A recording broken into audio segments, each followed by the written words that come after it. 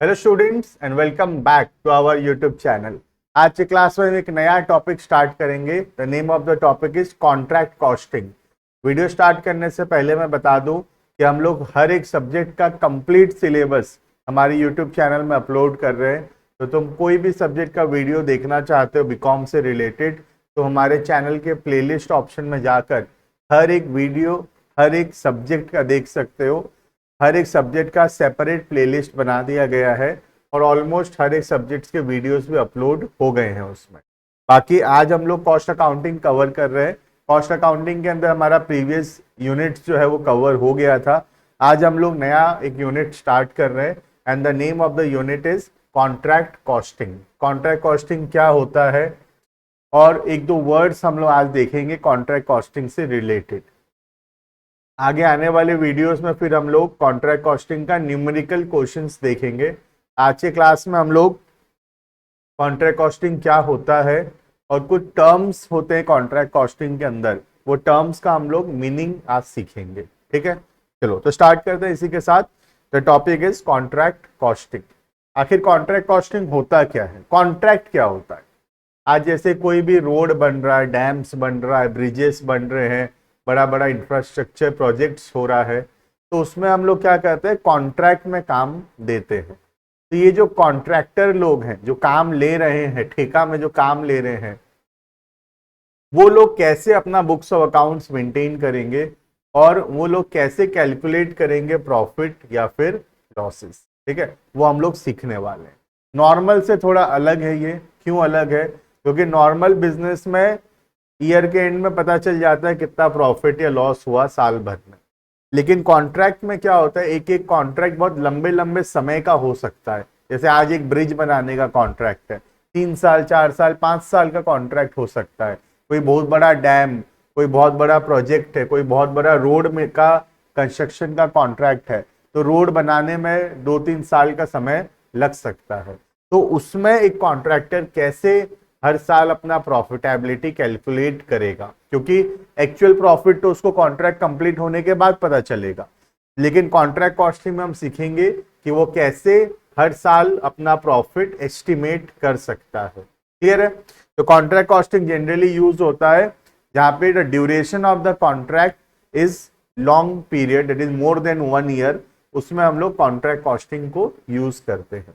ठीक है, तो क्लियर होगा मेरे हिसाब से कॉन्ट्रैक्ट कॉस्टिंग कहाँ यूज होता है। कॉन्ट्रैक्टर्स के केसेस में यूज होता है जो कि लंबा लंबा प्रोजेक्ट्स लेते हैं और जिसका ड्यूरेशन लॉन्गर पीरियड है, 1 साल से ज्यादा का समय लगता है कॉन्ट्रैक्ट को कंप्लीट होने में। ठीक है, देखना, contract costing is a form of specific order costing where job undertaken is relatively larger and normally takes period longer than a year to complete। Generally 1 साल से ज्यादा लगता है कॉन्ट्रैक्ट को कंप्लीट करने में। ठीक है, contract costing is usually adopted by contractors. कौन यूज करता है कॉन्ट्रैक्ट कॉस्टिंग को? कॉन्ट्रैक्टर्स लोग जनरली उसको यूज करते हैं। ठीक है, engage in any type of contract like construction of building, roads, bridges, erection of towers, setting up of plants etcetera. तो कोई भी बड़ा कॉन्ट्रैक्ट लिया है जिसको करने में 1 साल से ज्यादा का समय लगने वाला है, उसमें हम लोग कॉन्ट्रैक्ट कॉस्टिंग यूज किया जाता है। ठीक है, contract costing have the following distinct features. क्या क्या फीचर्स होता है कॉन्ट्रैक्ट कॉस्टिंग का, कैसे ये अलग है बाकी कोई भी और कॉस्टिंग से। ठीक है, देखना, पहला, the major part of the work is in connection with each contract is ordinarily carried out at the site of the contract। सारा काम कहाँ होता है? साइट पे होता है ना। रोड क्या घर में बनाएगा? रोड नहीं, रोड कहाँ बनाएगा? एक्चुअल साइट में काम करेगा, जहां पे रोड बनाना है वहां पे सारा काम होगा। तो कॉन्ट्रैक्ट कॉस्टिंग में क्या होता है, सारा का सारा काम कॉन्ट्रैक्टर साइट पे करता है, घर पे कुछ नहीं करता, फैक्ट्री में कुछ नहीं होता, सारा मैक्सिमम काम साइट पे किया जाता है। Second, the bulk of the expenses incurred by the contract considered as direct। Maximum जो एक्सपेंस है कॉन्ट्रैक्टर का, कौन सा एक्सपेंस होता है? मैक्सिमम डायरेक्ट एक्सपेंस होता है। ठीक है, इनडायरेक्ट एक्सपेंस बहुत ही कम है यहाँ पे। ठीक है, the indirect expenses mostly consist of, थोड़ा बहुत ऑफिस एक्सपेंस, स्टोर्स, ये सब का खर्चा थोड़ा बहुत होता है। तो मैक्सिमम खर्चा कॉन्ट्रैक्ट कॉस्टिंग में डायरेक्ट होता है और बहुत कम ही खर्चा होगा जो कि इनडायरेक्ट होगा। Fourth, a separate account is usually maintain for each contract. जितना भी हम कॉन्ट्रैक्ट कर रहे हैं, हर कॉन्ट्रैक्ट का अलग हिसाब किताब मेंटेन होता है। सपोज हम एक जगह ब्रिज बना रहे हैं तो ब्रिज का अलग हिसाब किताब होगा। एक जगह हम रोड कंस्ट्रक्शन कर रहे हैं तो उसका अलग हिसाब होगा। एक जगह हम लोग कोई रियल स्टेट का प्रोजेक्ट कर रहे हैं, कोई हाउसिंग सोसाइटी डेवलप कर रहे हैं तो उसका अलग हिसाब किताब रखा जाएगा। ठीक है, तो हर एक कॉन्ट्रैक्ट के लिए अलग set of books of accounts maintain किया जाता है। ठीक है, the number of contract undertaken by contract at A time is usually few. मतलब एक बार में ज्यादा कॉन्ट्रैक्ट नहीं चलते रहता है, क्योंकि बहुत बड़ा बड़ा कॉन्ट्रैक्ट होता है, बहुत बड़े बड़े अमाउंट का कॉन्ट्रैक्ट होता है। तो जनरली एक या दो या तीन कॉन्ट्रैक्ट चल रहा होगा, उससे ज्यादा कॉन्ट्रैक्ट जनरली नहीं चलते रहता है एट अ गिवन टाइम। ठीक है, next, a contract takes longer period. Problem यही है कॉन्ट्रैक्ट कॉस्टिंग में, कॉन्ट्रैक्ट को कंप्लीट होने में बहुत लंबा समय लगता है। तो हम प्रॉफिट या लॉस उतना दिन के बाद निकालेंगे जब कॉन्ट्रैक्ट कंप्लीट होगा। तो हमको 3 साल 4 साल 5 साल बाद पता चलेगा कि कितना प्रॉफिट या लॉस हुआ उस कॉन्ट्रैक्ट के अंदर। जबकि कॉन्ट्रैक्ट कॉस्टिंग हम यूज करेंगे तो क्या होगा, हम हर साल प्रॉफिट एस्टिमेट कर सकते हैं। ठीक है, देखना, a contract takes longer period to complete and the result of the contract can be known only after the completion of the contract. To have a better control over the contract and cost, it is necessary to have an idea of profitability of the contract at a regular basis or at least in a year.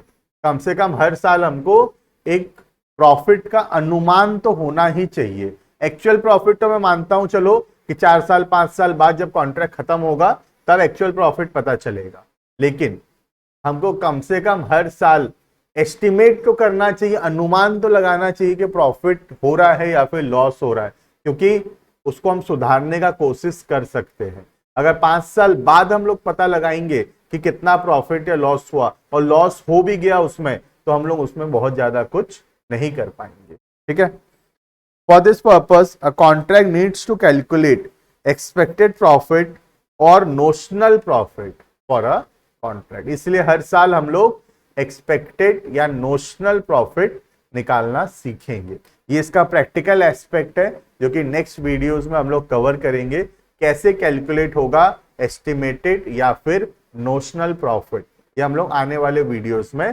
देखेंगे। ठीक है, clear है इतना? What is contract costing? मेरे हिसाब से clear हो गया होगा कि कॉन्ट्रैक्ट कॉस्टिंग क्या होता है, क्यों हम लोग कॉन्ट्रैक्ट कॉस्टिंग को यूज करते हैं, कौन यूज करता है कॉन्ट्रैक्ट कॉस्टिंग को, और कौन सा सिचुएशन में यूज होता है कॉन्ट्रैक्ट कॉस्टिंग। ठीक है, इसके अलावा कुछ और वर्ड्स हैं यहाँ पे जो हमारे सिलेबस में है। The second one is cost plus contract. ये कॉस्ट प्लस कॉन्ट्रैक्ट क्या होता है? जनरली देखो क्या होता है, आज जैसे एक ठो कॉन्ट्रैक्ट हमको मिल रहा है कि हमको एक हाईवे बनाना है, जो कि नेशनल हाईवे बनाना है, सपोज 50 किलोमीटर्स का। We have to construct a highway of 50 kilometres.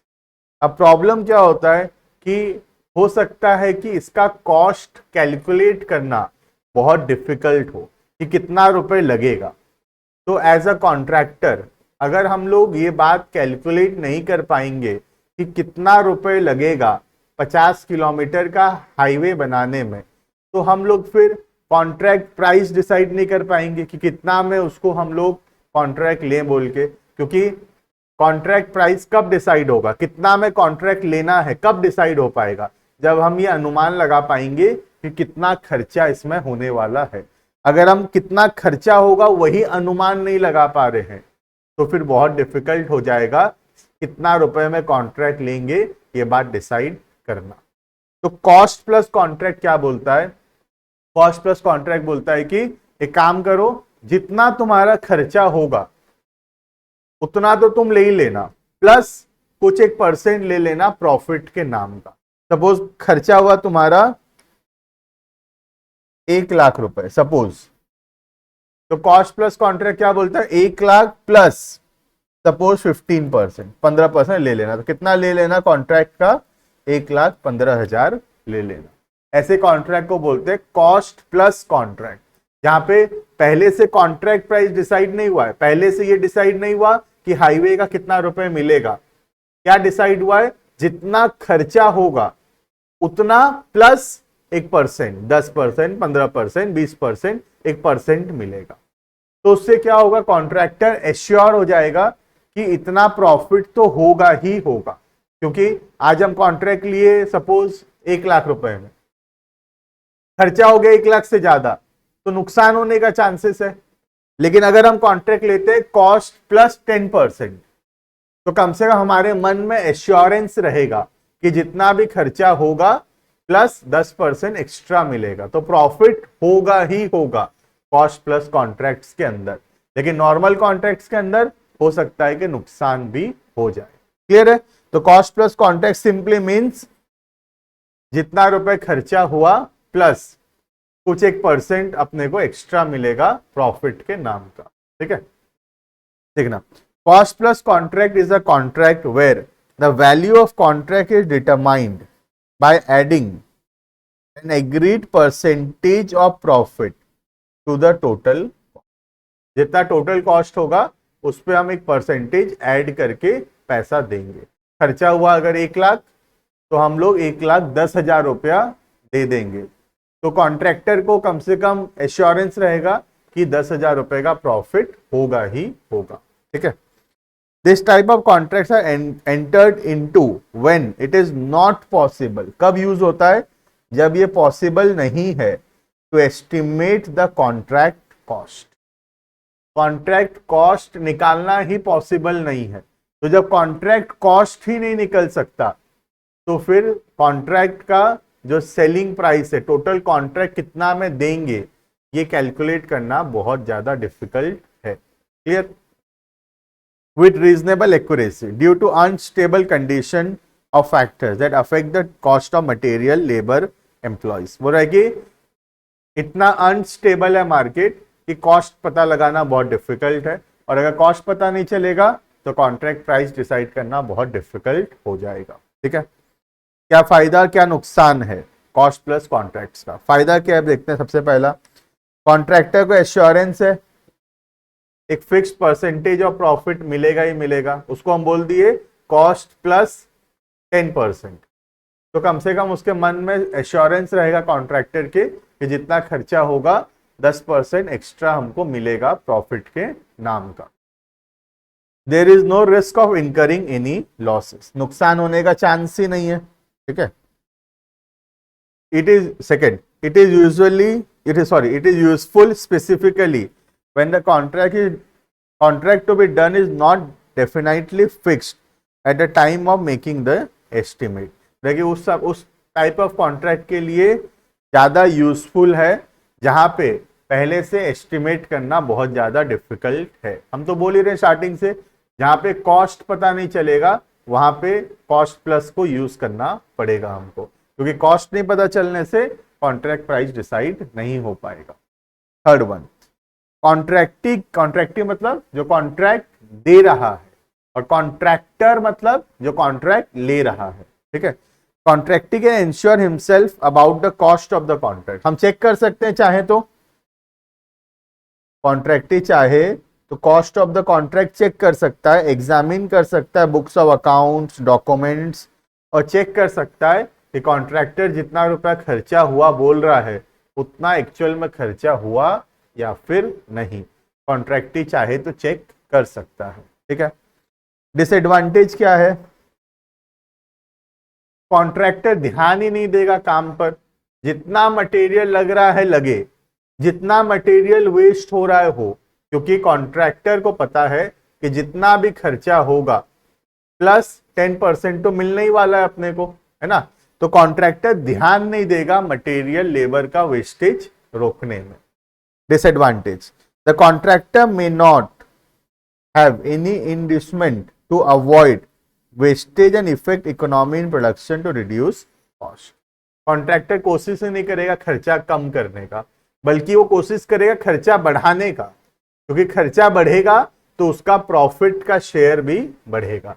अगर 1 लाख का खर्चा होगा तो 1 लाख का 10%, 10,000 एक्स्ट्रा मिलेगा। 1.5 लाख का खर्चा होगा तो 1.5 लाख तो मिलेगा ही, प्लस 1.5 लाख का 10%, 15,000 मिलेगा। तो जितना ज्यादा खर्चा होगा कॉन्ट्रैक्टर को उतना ज्यादा प्रॉफिट होगा। तो ये बहुत बड़ा डिसएडवांटेज है, क्योंकि कॉन्ट्रैक्टर कोशिश ही नहीं करेगा लॉसेस को रिड्यूस करने का। क्लियर है? तो एडवांटेज तो बहुत सारे हैं कॉस्ट प्लस के, लेकिन एक बहुत बड़ा डिसएडवांटेज भी है कॉस्ट प्लस कॉन्ट्रैक्ट्स का। ठीक है, उसके बाद एक आखिरी टॉपिक है इसके अंदर जो थ्योरी में आता है, बाकी फिर प्रैक्टिकल में कवर होगा। Escalation clause in the contract. Escalation क्या होता है? आज जैसे मैं सपोज कोई कॉन्ट्रैक्ट लिया, ठीक है, आज सपोज मैं एनएच बनाने का कॉन्ट्रैक्ट लिया, नेशनल हाईवे बनाने का 50 किलोमीटर्स का कॉन्ट्रैक्ट लिया, और मैं कॉन्ट्रैक्ट लिया हूं 1 करोड़ रुपए। अब एनएच बनने में समय लगेगा, एनएच तो एक दिन में नहीं बनेगा ना, तो एनएच बनने में 50 किलोमीटर का मैं एनएच बनाऊंगा। It will take a period of 2-3 years, 2-3 साल लग जाएगा मुझे एनएच कंप्लीट करने में। तो मैं 3 साल में एनएच जब कंप्लीट कर रहा हूं तो उस समय मटेरियल का रेट इंक्रीज हो रहा है, लेबर का रेट इंक्रीज हो रहा है। 3 साल तक मटेरियल लेबर का रेट उतना ही थोड़ी रहेगा। जब हम कॉन्ट्रैक्ट लिए थे तब रेट अलग था, आज धीरे धीरे करके रेट बढ़ेगा और लेबर का कॉस्ट बढ़ेगा, और इससे ऐसा हो सकता है कि मैं जो कॉन्ट्रैक्ट लिया हूं उसमें मुझे नुकसान हो जाए, क्योंकि मटेरियल का या लेबर का जो कॉस्ट है वो बहुत ज्यादा इंक्रीज हो गया है, जिसके वजह से मुझे लॉसेस होने का चांसेस है।